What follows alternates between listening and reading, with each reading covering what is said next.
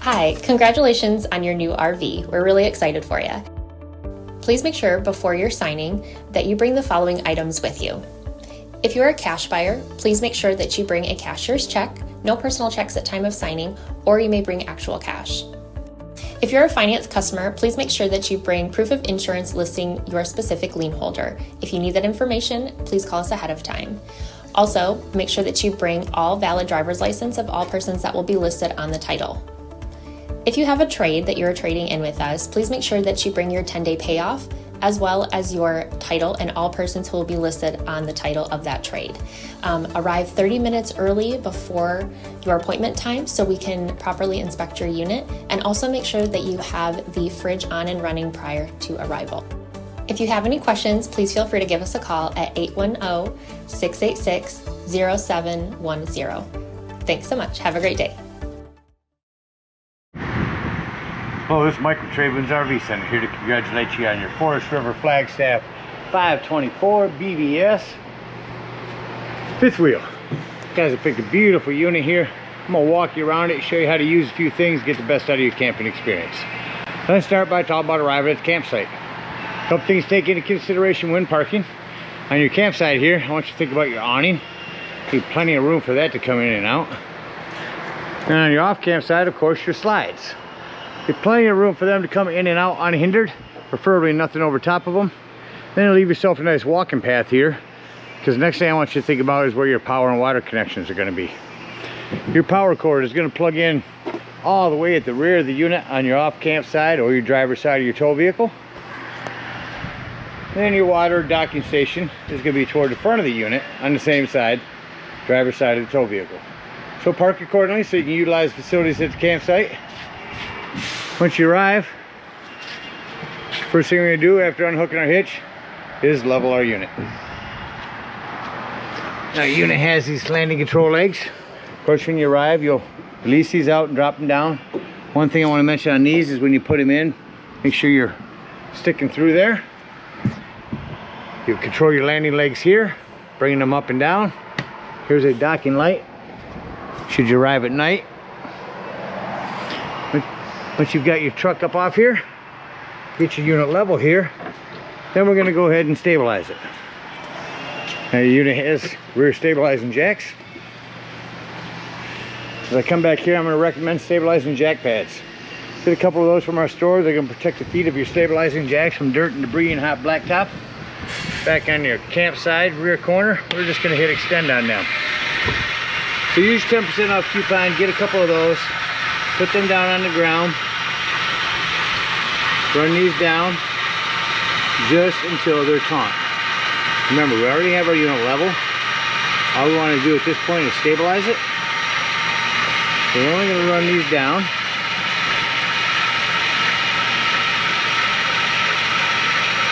Just until these are touching the stabilizing jacks. Once it starts to feel like it's lifting the unit at all, stop. Because remember, you already have it level. You just want to stabilize it. Once you got our unit level and stable, we can hook up our power and water. Big, long 50 amp cord here. At the end of that cord, if you need it, plug into a campsite, we have a 50 to 30 dog bone that comes in your convenience pack, as well as a 30 to 110 adapter if you need to plug in at home. Once you got your power hooked up, let's hook up our water. They made it real easy here. You got a docking light up here as well. So let's say we are at a campsite. Now, campsite, we're going to go city water. So we're going to point these accordingly. White down, green to the left, red up, blue to the left. We're going to set up the city water connection. Water pressure regulator. This water pressure regulator is going to reduce water pressure to 40 to 50 psi, protecting the lines in the unit. You don't know what the water pressure is at different campsites, so always use this when putting fluid in here. City water connection, water pressure regulator. Hook up your hose. Don't turn our hose on yet. Let's come over here to our hot water heater. All we're doing at this point, folks, is making sure our drain plug's back in there. Throw a little plumber's tape around there. Get that in there nice and snug. Once it's in there tight, then you can go ahead and turn your hose on. After your hose has been on for a little while, we already have our unit level and stable. You can go inside and deploy your slides if you need to get to your water taps. Once you open up your water taps, get all the air out of the lines. Once you got a nice steady flow of water going through those, then you know your hot water heater's full. Shut them off and you can go ahead and turn your hot water heater on from indoors. There is an on-off electric element right here. It is taped to off. The only time you ever want to turn this on out here is if you're hooked up to 110. Hot water heater doesn't seem to be working. A couple reset valves right here. They'll bubble out. Press them back in. It's that simple. And then your pressure release valve. Now let's say we're going to go camping. We're not going to be at a campsite. We're going to go boondocking or dry docking. In that case, we're going to fill our potable water or freshwater tank. No need for a water pressure regulator here. Simply use a hose. Before you start to fill that, we're going to come here to power tank fill. White down, green to the left, red up, blue down, excuse me. So we match that right there. Power tank fill. Turn on your hose. And once this is full, you go inside, hold down your black, gray, and battery buttons. If you hold down your freshwater button, that'll tell you when this is full. Once it is full, then we are going to switch to dry camping. Once you switch to dry camping, then you can turn on your water pump. Don't turn on your water pump. If you use the city water, that's already pressurized. You can also sanitize, suck in soapy water, or winterize by sucking in your antifreeze. Just make sure you bypass your hot water heater. Also on this side, our propane, our black and gray tanks. This is a flue for your furnace. If you run your furnace, steer clear of that, it will get rather warm. Night docking light, again, your freshwater. Your freshwater drain. Let's see if we can see that from here. The slide.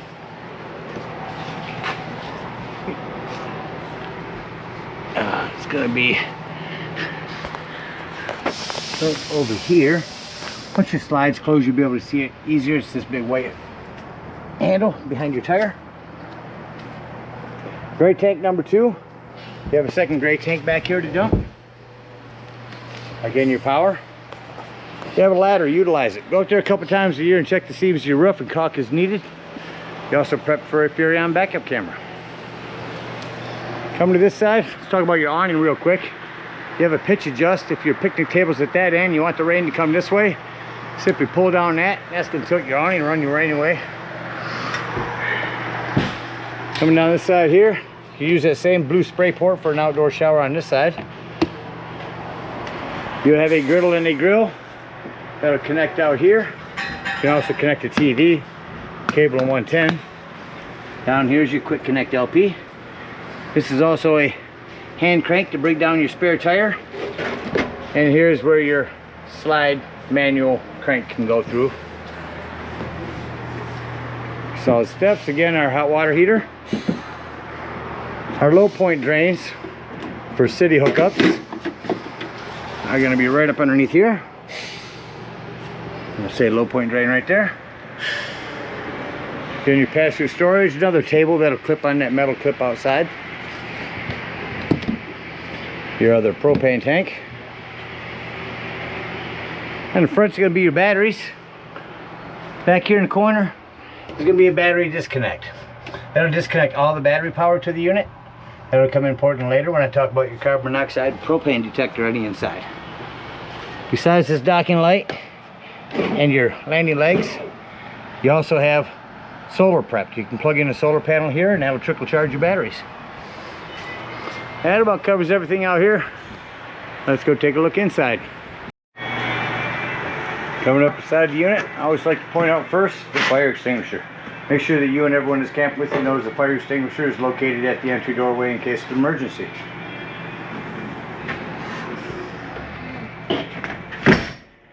Continuing up on the wall here in the hallway, I'm going to start at the top. This is going to be a fan control. This is your solar power control panel. The solar that's on top this controls how much power goes to your batteries, keeps it from overcharging your batteries. I'm going to send you a separate video from GP Electric specifically on this. There's not much you have to do to it at all. Wi-Fi Ranger information here. Down here you can control your app in the App Store by getting the one control on your phone. You can stand outside and run your awnings in and out, your slides, your lights. Really cool app. Over here is where you check your battery, your fresh tank. That'll tell you when your potable water is full. Black and gray tanks. Over here is where you turn on your water heater if you're hooked up to electric. Water heater hooked up to gas. Choose correctly. Tank heater, that's a little pad that's on your tanks to keep them from freezing. Here's another spot to turn on your water pump and your Wi-Fi. Slide controls, your awning, step lights, awning lights, porch lights, interior lights. We'll go to your awning real quick. I ran it just about all the way out. I'm gonna hit extend on this. So you only want to run that out until you see that flap fall down to 90 degrees and you can see that brown bar. That will extend itself past that and run itself up backwards. No one's designed one that'll stop at the right point yet, so keep an eye on it when you run it out and make sure you don't run it out any further than you need to. Run that back in here for you real quick. The awning lights.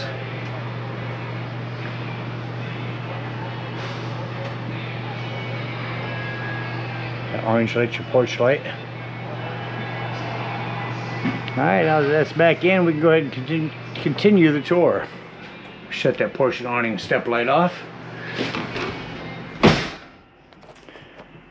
Continuing into the unit here. You have a self-explanatory microwave. Down below that you have a light and a fan for your cooktop. This glass top makes an excellent backsplash. Turn your panel light on. Turn this to light. Hit your spark and there's your flame. Same thing on the oven. Turn it to light, which is right here to the right. Hit your spark here. That'll light it. No need for a pilot light. And then set it to the desired temperature. Rock your panel down and that'll give you an oven light. To the left here real quick is your TV. Turn that on for you.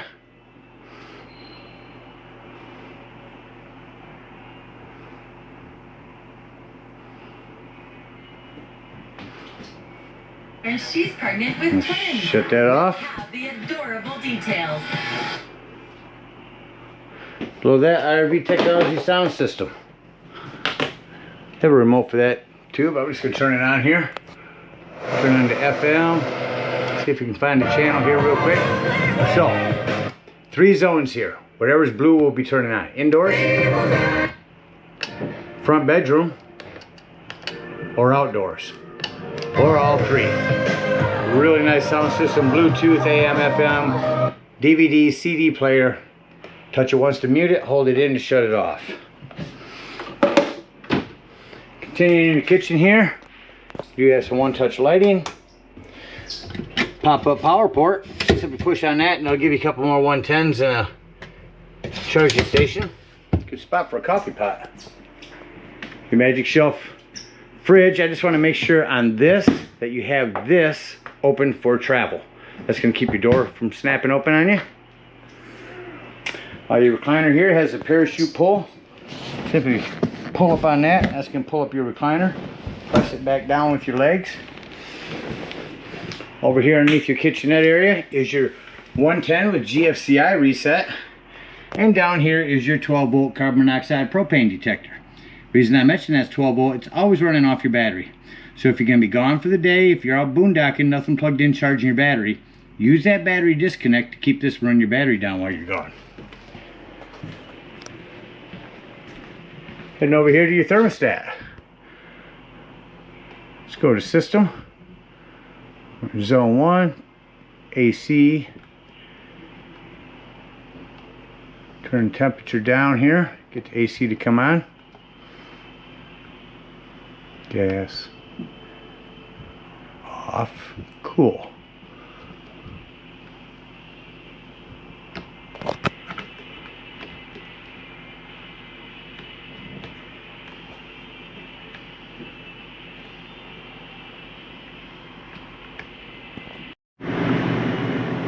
AC kicked on. Change that to off. That'll kick off. Come up in here to the bathroom. If you have a max air control, simply hit that button. That's going to open it and turn your fan on. 4 different speeds here. You can open it, just close it, leave the fan on, hit off, and it'll shut off by itself. Shower, you want to make sure this shower door is snapped open for travel. Lastly, our bedroom, excuse me. There is your table and griddle that'll snap outside. I talked to you about. This is prepped for AC. This is the sensor location. AC unit can be placed there if you ever want that in the future. Also in your bedroom is your access panel to your breaker box and fuses. Ton of 15s in there, a 5, a 30, a 20, quite a variety. Have a handful of those with you when you go camping.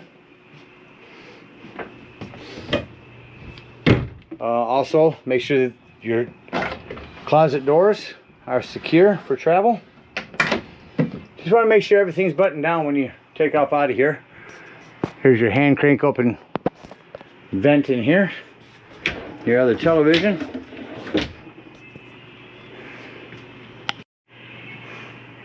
Sorry to locate your remote. So you have the Fire TV in here. This remote will be right in this drawer. And that about covers everything on the inside. Let's act like we're leaving the campsite and close the unit up.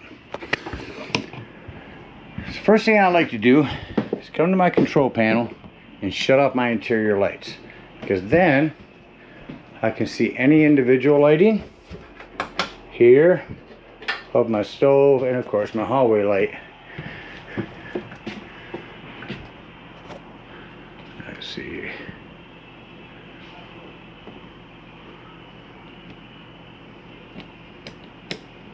There it is. Okay, so now I've got that one off. The only one I can control here from my control panel is this interior. I'm going to start by bringing slide 2 in.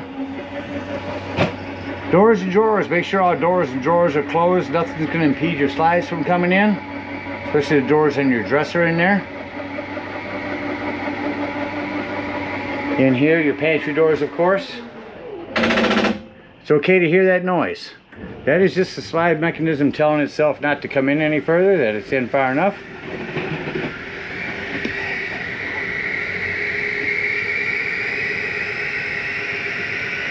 And you hear the same thing as this one gets all the way in.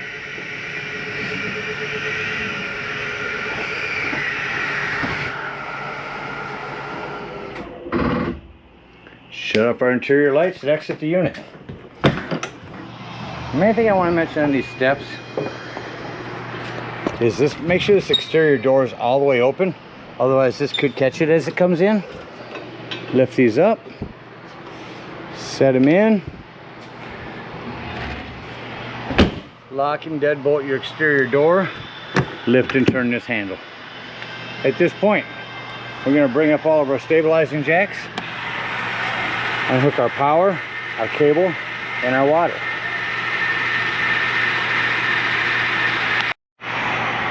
Alright, so we've got them up. Now we're going to dump our low point drains. If we're at a campsite, we're going to come next to our hot water heater, get up underneath here, open up both of those. If we are out boondocking, see, it's a lot easier to get to here. Your freshwater drain is that white handle right there. Hook up our hitch and head on up to the dump station. Now, of course, hooking up your hitch, you're going to come back up to your landing legs and use that to get back on. Now at the dump station, park accordingly. We do have bigger, stronger, longer hoses, so you can even make a Y or a T out of here. Point being, there's your gray tank in the back, black and gray up top. You're gonna have to start up front, so park accordingly, just behind your driver's side of the unit. Hook up your 10-foot hose, pull that black handle. Now after it sounds like that black handle's no longer draining, the sewage is done, you're gonna come here, leave that black handle open, hook up your hose at the dump station, turn that on and let that run for a good 5 minutes. It's gonna wash all the nastiness out of your black tank. When that's done, shut that hose off, close that up, close your black handle, then pull your gray handle.